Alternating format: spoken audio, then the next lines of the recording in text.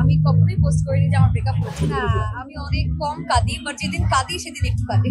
Cinema নিয়ে আসলে আমার কোনো প্ল্যান আপাতত নেই। আমাদের অনেক কাজ এখন অনিয়ার হচ্ছে না, অসম্ভব। এরকম কোনো কথা আমি শুনিনি, অসম্ভব। অ্যাকচুয়ালি স্পেসিফিক তো আজকে ওরকম কোনো স্পেসিফিক না ড্রামার জন্য যে পেয়েছি এমন না, বাট এটা হচ্ছে অ্যাজ আ মানে সেটা অ্যাক্ট্রেস হিসেবে সো ভালো লাগে। যে কোনো ধরনের অ্যাওয়ার্ড পেলে সেটা অনেক ইন্সপায়ার করে আমাদেরকে কাজের ক্ষেত্রে। সিনেমা নিয়ে আসলে আমার কোনো প্ল্যান আপাতত নেই, বাট হ্যাঁ, আই থিঙ্ক প্রত্যেকটা আর্টিস্টেরই প্ল্যান থাকে যে একটা পর্যায়ের পরে তারা সিনেমাতে কাজ করবে, বড় পর্দায় কাজ করবে। So I think I am still preparing myself for bigger screen.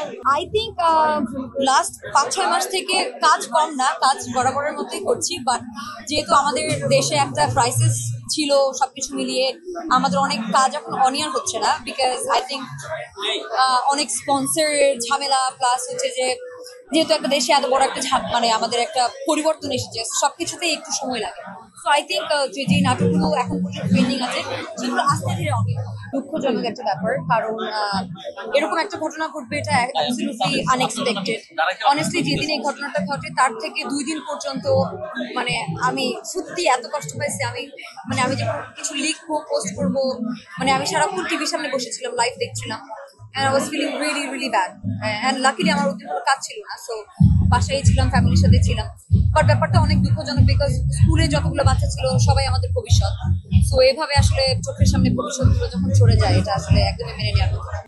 যারা এবার সিনেমায় কাজ করেছেন সবাই কাজের ক্ষেত্রে আমার সিনিয়র, এবং I have deeply respect for them, এবং আসলে খুব ভালো লেগেছে। বিকজ একটা টাইমে সবাই বলতো যে না, নাটকের মেয়েরা সিনেমায় আসবে না, মানে বলতো যে নাটকে যদি তোমাকে দেখে তাহলে সিনেমায় কেন তোমাকে দেখবে। সো এই যে এইটা চেঞ্জ হয়েছে, ইটস আ হিউজ থিং।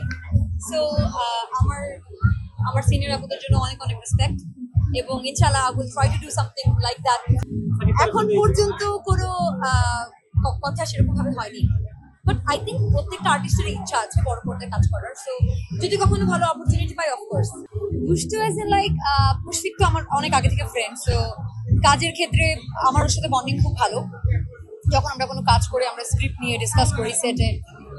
দুষ্টামি থেকে I think he is much more serious about his work, কারণ ওর কাজগুলো যখন স্ক্রিনে মানুষ দেখে, আই থিঙ্ক মানুষ বুঝতে পারে যে ও অনেক হার্ড ওয়ার্কিং। অসম্ভব, এরকম কোনো কথা আমি শুনিনি, অসম্ভব।